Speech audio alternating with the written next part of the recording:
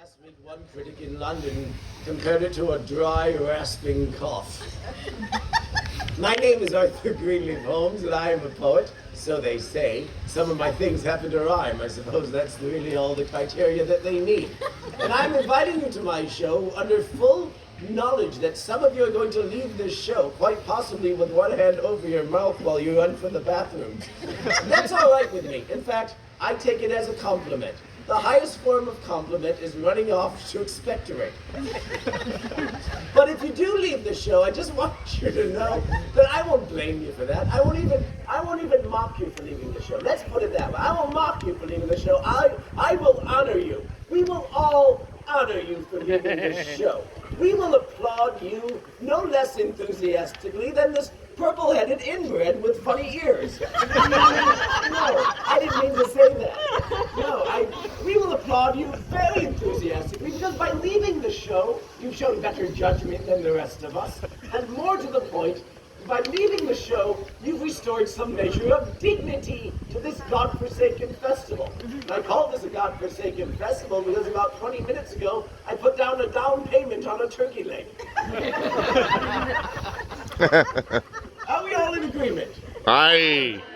Good. And now, how old are you folks? How old are you? I'm 21. Yeah, bullshit. You're 19. Oh, well, the lies are just spilling out of their mouths. My God, man, your hair.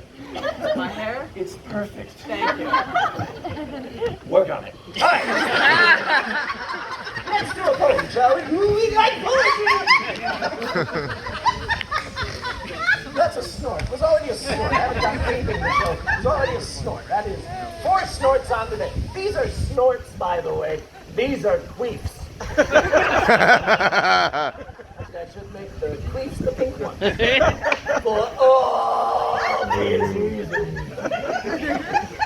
A little bit about myself. My name is Arthur Greenleaf Holmes. I was born in the small English seaside town of Stoke-on-Trent by Jersey upon Avon, relative to Shrubberton by the Balls. I was born sometime between the years 1547 and 1552, a period later to be known as the gay 1547s to 1552s. My father was a wet nurse.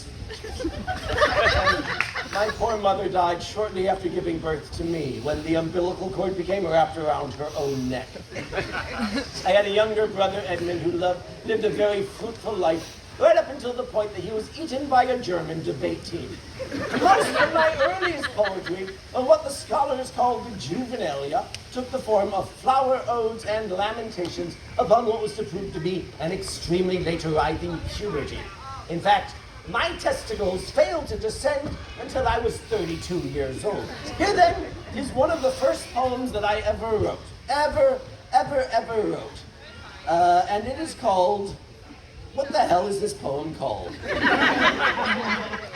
It's not called I'm Going to Rub One Off for Christmas, I'll tell you that much. It's not even in this book, is it? Well, let's just do this one. This poem is entitled, Mother, Will My Stones Drop?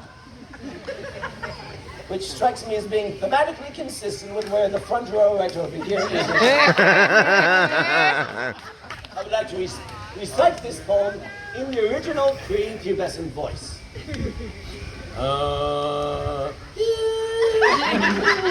Mother, will my stones drop ere I turn 29?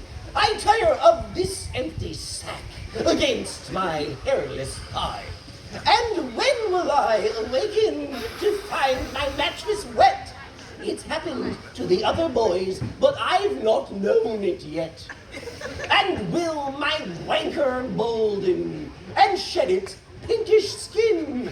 And will it grow a hairy nest to spend its evenings in? Is any of this familiar to you? And mother, what's a clitoris? And by the way, that is spelled C-L-I-T-O-R-I-S. Always helpful to look up words you're not yet familiar with. What's a clitoris? And is it hard to find? My cousin said she'd show me hers if I would show her mine. Thank you very much.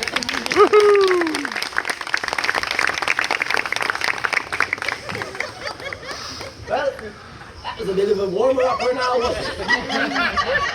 I have to see, what kind of a creature is this in the back of the audience? Are you a sort of a dragonish, sort of a... Are you with this man? Are you together? Nonsensical peasants. Yes, the peasantry often has trouble making sense. But the gentry really doesn't know what the fuck they're talking about. Are you two together? Are you? No. No. I just want to say that if you were together, this is a relief to me. This relationship would not have worked out at all. He's got these funny ears. He's a woodland mythological creature, and you are clearly a Methodist. All kinds of...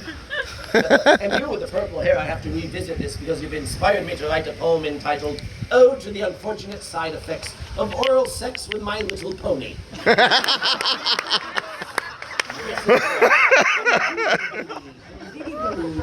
And for you, Ode to a Scotsman sitting with his legs open, subtitled Ode to a Fuzzy Little Nativity Scene.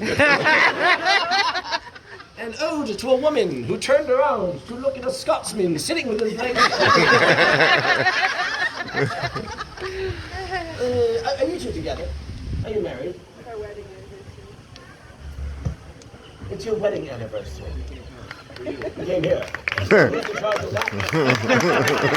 Who's in charge of the social agenda here? Was that your choice? He had the math. Okay. Now, how long have you been married? 12 years. I could do a wedding poem, which I often do for newlyweds, but you're not newlyweds. So perhaps I should do a marriage poem. All right? I do this all the time. I don't need that book anymore. Let us do a marriage poem. This poem is called His Great Undoing. Don't you dare laugh.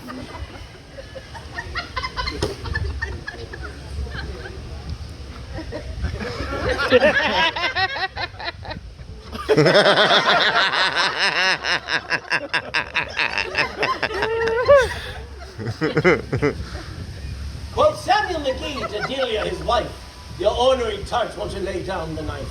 Fear not, be a trimming my great gnarly bush, for the bush makes a man, and a man you'll not push.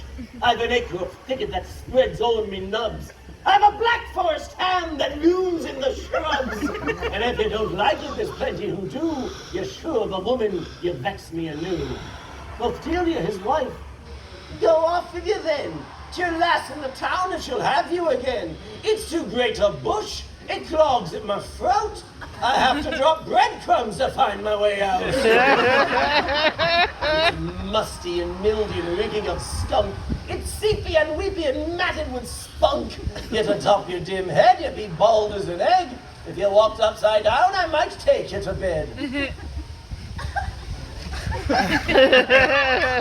hateful old bitch, cried Samuel McGee. "Your wish is my oath, and I'll rid you of me."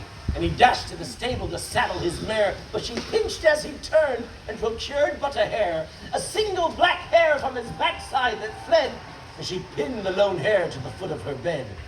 Unknowing, he rode to his lass in the town. Every furlong gone by was a furlong unwound.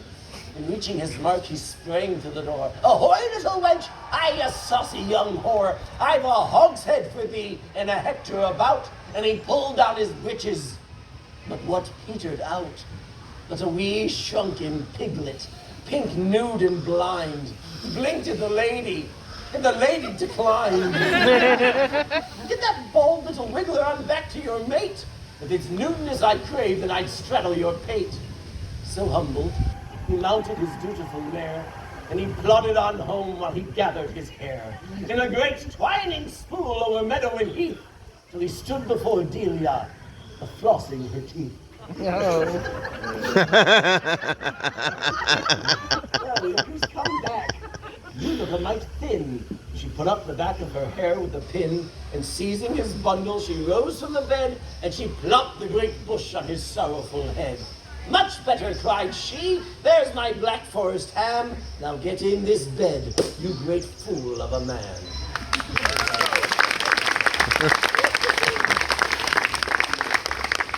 You have the wedding poem card. believe it or not, at the end of this show, there are ways to take these poems home, and one way is if you give me £5, I should be in the back of the audience, and I have 4 different greeting cards with a different one of my poems on the inside. It's a lovely way to give something to someone that you hate. Now, this is for someone I do not hate. It is the wedding poem, which I do not recite, but I'm giving it to you both. Congratulations on your wedding anniversary. I want you to take that home and fuck to it. Take it home.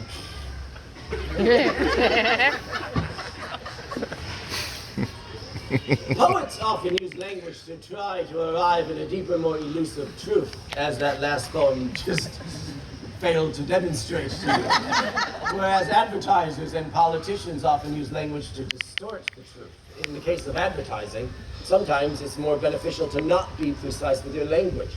For example, it seems to be perfectly acceptable that one is cuckoo for Cocoa Puffs, but it's not acceptable that one is paranoid schizophrenic for Cocoa Puffs. And after all, isn't it far more likely that one would in fact be diabetic for Cocoa Puffs?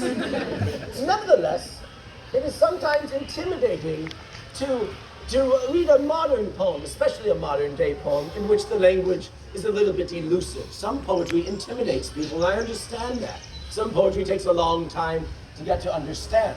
But every now and then, you may encounter a poem that is very straightforward. Here's one poem by the poet William Carlos Williams. It is called This Is Just to Say. And the title of this poem actually functions as the first line of the poem. Let me read this to you. This is just to say, I have eaten the plums that were in the icebox, and which you were probably saving for breakfast. Forgive me, they were delicious, so sweet, and so cold. It's a very simple poem to understand, and it's very sensual as well. You can taste the plums, you can feel the coldness and the sweetness. There's a little tinge of guilt in it as well, but only a little bit. So I thought that I would write a straightforward poem myself. This poem is called Just One More Thing Before You Leave Me. Just one more thing before you leave me, because I have been meaning to say this ever since the night you laughed at me in my tool belt that sagged like the miserable cabinet I had built. Fuck you and your chamomile tea. Thank you very much. I think I've heard that poem before. Are we all right? Have I gone too far? Not yet. Not yet. Oh, there's the imperative, isn't it? My friends, I am very fond of prostitutes. I call many prostitutes friend. In fact, my favorite prostitute is a woman that goes only by the name... Ow! Ooh! Oh! Now, this poem is not for her, because really nothing rhymes with that name. So, I wrote a poem for my second favorite prostitute. Would you like to hear it? Aye. All right. This poem goes like this. It is called Tavern Floor Tina. Tavern Floor Tina, thou fen-sucking whore, with a mouth to be damned and a tongue to abhor. When your meat meets her mouth, well, it's meat mouth galore. At Tavern Floor Tina, there's a worm in your core. No, I'm not done. I'm reading the room. She'll give you a wink or she'll drag you upstairs, and before you can think, you'll be caught unawares, elbow deep in the pink, with 2 thumbs up your rear. Ah, Tavern Floor Tina, your sink's full of hair. I got 2 different sounds out of that. She'll give you a poor bone every pound that she's got, then she'll slather your dome till your tonsils are hot. The only time all alone.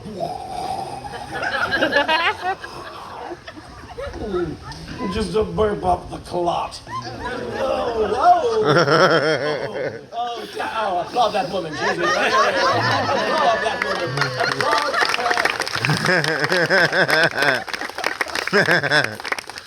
Here's the cloth, wasn't it? Tavern Floor Tina, I just as soon not. Thank you very much. We lost one. This is my codpiece. We were in Nam together. No, we were not. I had this for quite some time. I used to have a different wardrobe, and it came with a more modest codpiece, which I would wear during my shows. But when I had a seamstress build me this new wardrobe, is what I should say. It came with this elephantine thing, and I just can't find myself able to wear it during the show. I named this one Vlad the Impaler. You purchased it at a gently used prophylactic shop, a place called Brace Yourself for Re-Entry. I named this one, yes, Vlad the Impaler. I got a great collection of cod pieces backstage. I got one that they will not even allow me to wear on a festival day anymore. It's got 3 prongs and 7 different terror settings. I named that one Leviticus chapter 4, verse 12. Not a very religious crowd today, I see. Well, I believe the time has come for me to put my show in my audience's hands to some small degree. And the way that I would like to do that is with a very simple question that I would like to ask of you, madam, first. And I mean you no harm, but on a scale of 1 to 10, 10 being the most wildly inappropriate of my poems, what would you like to hear? The most. Not yet. The most what? The worst? Let's do a 12. Let's do a 12. You just want to pole vault over the top of the mountain. You filthy slut. Thank you for your service.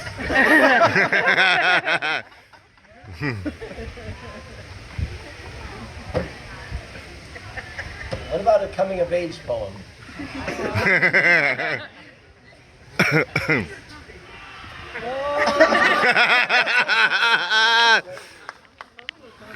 Coming, both. It's an ambiguity of linguistic choices. Ambiguity. This is a poem entitled Expostulation and Reply.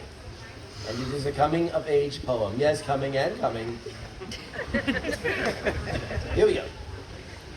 On a scale of 1 to 10, this is a 14, which means it's on the moral equivalence of the papal reign of Sergius III. Look it up, you heathens. Why, William, my beloved son, why sit you in your room and dream your idle life away, for idleness is doomed to book. Jesus Christ, looks for coming. Look like what coming down. This looks like the Leonard Skinner plane crash. Oh yeah, turn it on this side. Why? Why? Oh,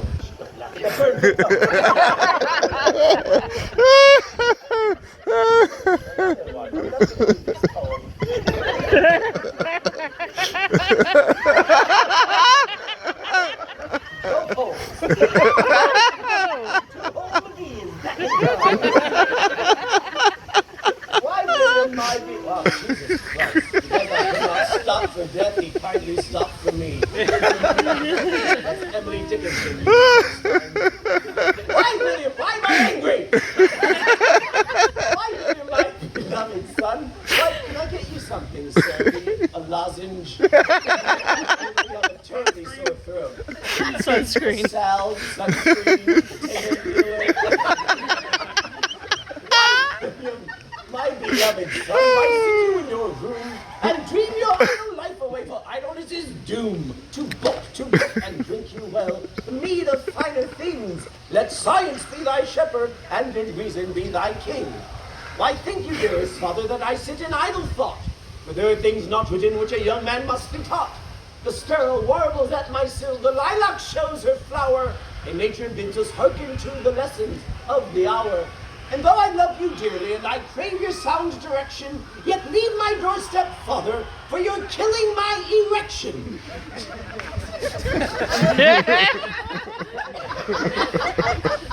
Queen awake during this poem, by the way. The fish are spawning in the brook, the bee pursues the linnet, and Mother Nature spreads her thighs each godforsaken minute. Yet you have taught me nothing of what 'tis to be a man, and so I take my education in my milky hand. I'm balling off my hot stick till old gotta Baldy watch bucks a them. shine, and 5 on 1 is never fair, but Christ it feels divine. I yank my wanker westward. See, my hand shall be my Virgil, and this eggnog my degree.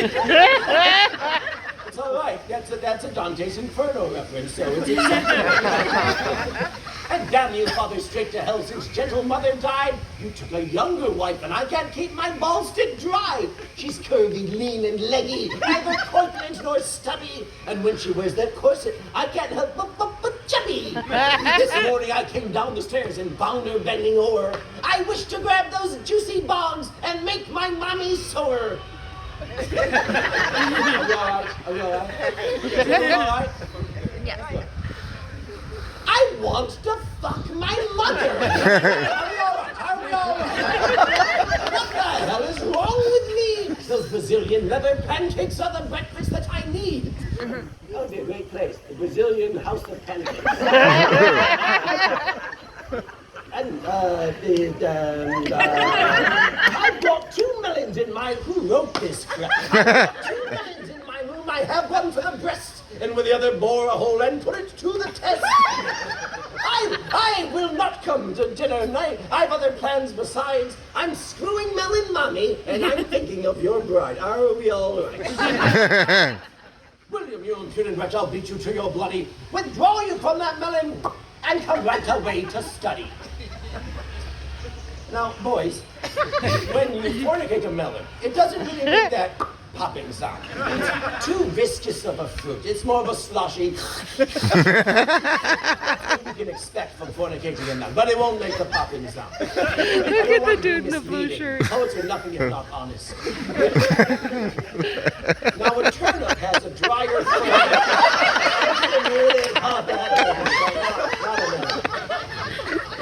The catfish has beautiful...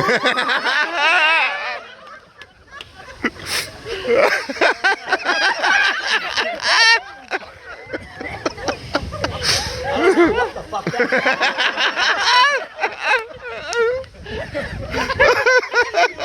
I'll beat you to your bloody. Withdraw you from that melon and come right away to study. Oh,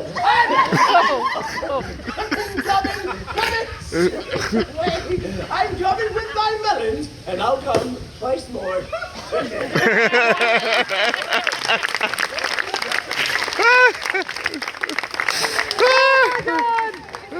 He has to put these chicks on the payroll. They're funnier than hell. Not enough poetry for one show. No. That sounded like that Fisher Price barnyard stuff. Are you all right, madam? Did you just finish?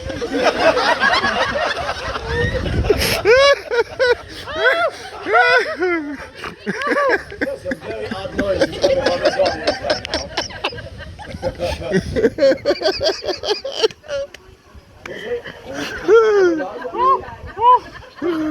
It's my show, madam. Your God has fled you.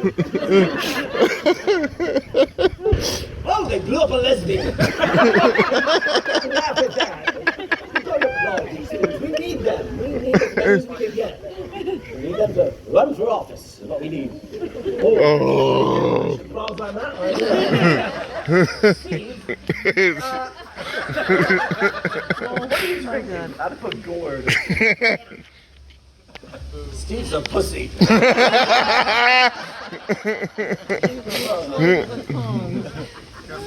The great poet William Butler Yeats, towards the end of his life, he once gauged the quality of that life, not by the remarkable poetry he had created, but by the friends that he had. Me, I judge the quality of my life not by the poetry I've written, but rather by the poetry I've chosen not to write. Why, only yesterday, a group of aging belly dancers came through town, and I chose not to write a poem entitled Ode to a Sloppy C-Section. No, I did not write that poem. But if I did, it would go a little something. Let's do a poem where you, the audience, have a role in the poem itself. How does that sound?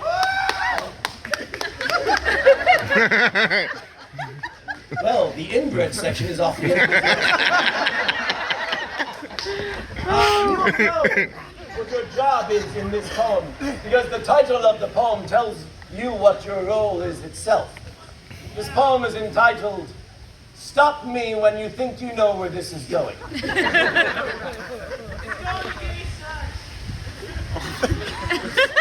I'm glad that the intelligentsia of Warwick has shown up to my show. You want gay sex? Is that what you want? Yeah, with you. Oh, well, the heart is a lonely hunter. What you could do is purchase my book, and there's a picture of me. You can cut it out and put it on your hand. Watermelon. You do the same thing with the Mother Teresa picture, so why not me? This poem is called Stop Me When You Think You Know Where This Is Going. Everybody likes corn. Who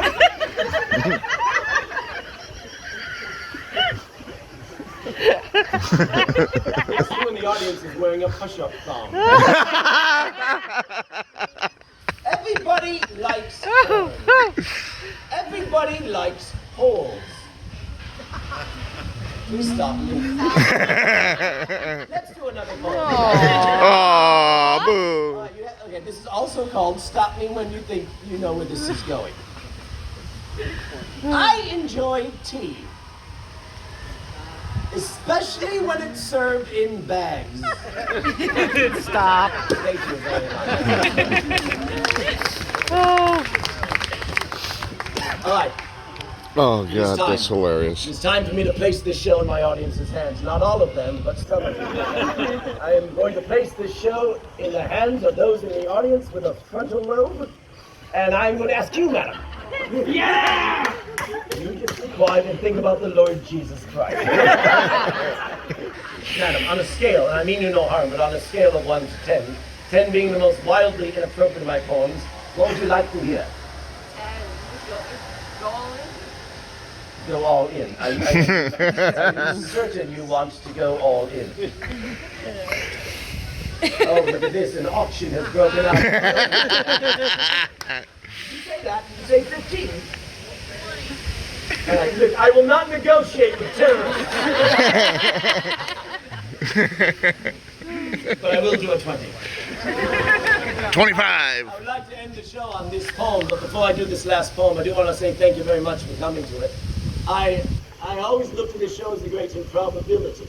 That this many people would come out to the middle of nowhere, sit on these ill-constructed benches with the nail heads digging deep into your rectums. And they have dug into so many other rectums before yours, just to listen to a man reciting poetry.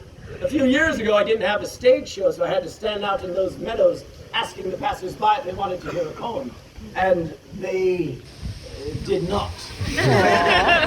It wasn't until I started to ask, would you like to hear something wildly inappropriate, that you bastards started to give me the time of day. And so you can give me the time of day. You worked on a glockenspiel. Oh.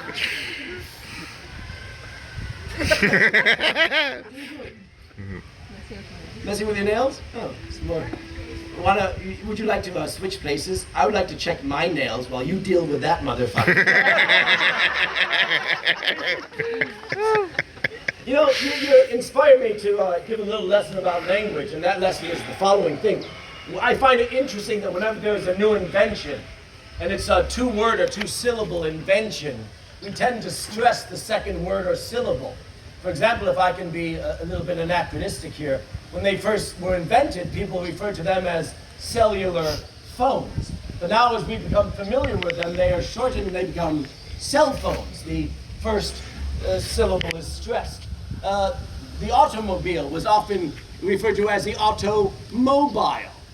Now we stress only the first part of it, and we even shorten it. It's now the auto. I say that because I imagine that when you were young, people referred to you as a douche bag.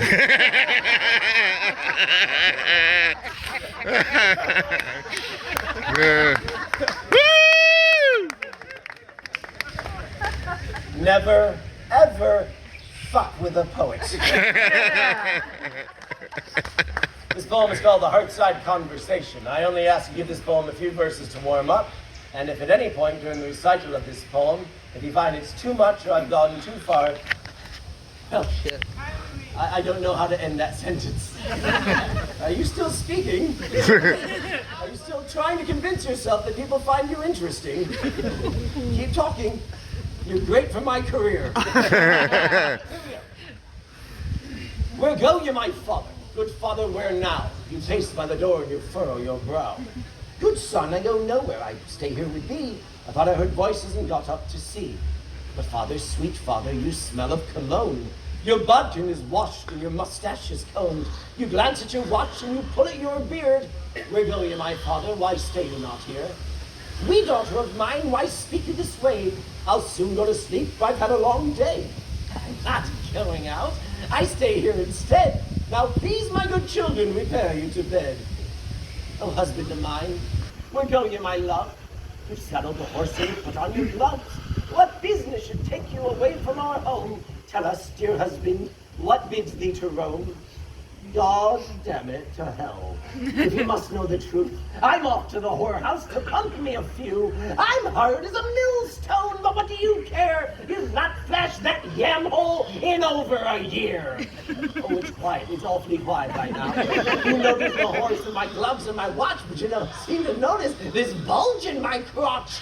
I suppose it's not worthy of mention from you. Well, screw it, I'm horny, and here's what I'll do. I'll grab me a whore and I'll lift up her skirt and I'll pound that sweet meat till my testicles hurt. I don't care if she's toothless, obese, or infected. My poor little daddy's been fed and neglected. Who's that big fatty? You are the big fatty. If you never talk baby talk to your own penises, you gotta try it sometime. Get back Please here, don't. you bastards. You ask so you'll hear. I'll slam my good ham in the first derriere. I've got buckets of chowder just waiting to fly. I've never done anal, but I'm willing to try. I am so sorry. I pointed at you. I don't know where I came up with that one. Where was it? Oh, yes, anal. I might pleasure a lesbian. I just gave the lesbian a monocle for something. I might pleasure a lesbian, or fondle a moose, or You can try to pleasure a fist up a nun till she's sloppy and loose. Have I gone too far? Who cares at this point, really? I might ass rape a Quaker. Wow, I did that show in Pennsylvania and the line fucking killed. I might ass rape a Quaker or cream pie an elf. I'm sorry. There's things I might do when I'm all by myself. I might put on a bodice and stroll by the docks and give them a scare when I unleash my cock. Poetic license. And if I get bored, hell, I'll butter a midget. Tickle his winkhole. Watch how he fidgets. And when you end a line of poetry with the word midget, you rather paint yourself into a corner, don't you? I'm sick of this house. I'm sick of charades. I'm sick of parcheesi. I want to get laid, so screw you. I'm leaving this mirthless gray hut. I shan't be back soon, so please, don't wait up. Woo!